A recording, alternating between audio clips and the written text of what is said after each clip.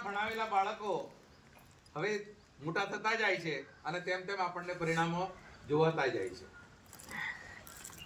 આજે દેશ અને દુનિયાની વાત કરું તો 500 વર્ષથી આપણા રામ ભગવાનનું મંદિર બન્યું નહોતું.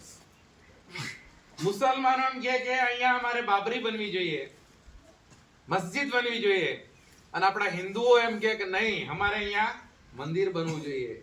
પણ આજ સુધી 500 વર્ષથી રામ ભગવાન એક તંબુની અંદર હતા. આજે ભવ્ય વિશ્વની અંદર જેની નોંધ લેવાય એવું ખૂબ મોટું ભવ્ય મંદિરનું ઉદ્ઘાટન 22 તારીખે આપણા દેશના યશસ્વી વડાપ્રધાન પરમ આદરણીય નરેન્દ્રભાઈ મોદીના હસ્તે થયું છે. ત્યારે આપણે 1 મહિના સુધી સતત ઘરે 11 દીવા બાળીશું.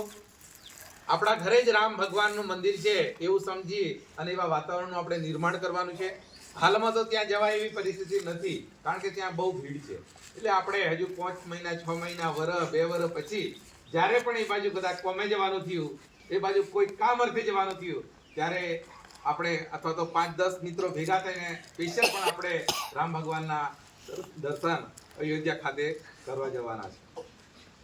મિત્રો, આજે ભારત દેશની નોંધ દુનિયા લેવા માંડી છે. આજે આપણે ચંદ્ર ઉપર આપણું એક ચંદ્રયાન મૂકી દીધું. વિચાર કરો તમે, આ દેશ અને દુનિયા જોતું રહી ગયું અને આપણા ભારત દેશે આ ચંદ્ર ઉપર એક યાન મોકલી દીધું.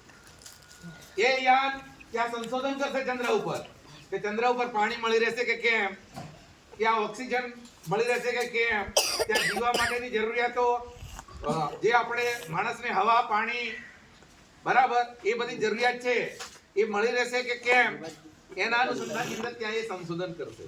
અને ત્યાં સંશોધનમાં એ સફળ થાય પછી રજી આપણે બધા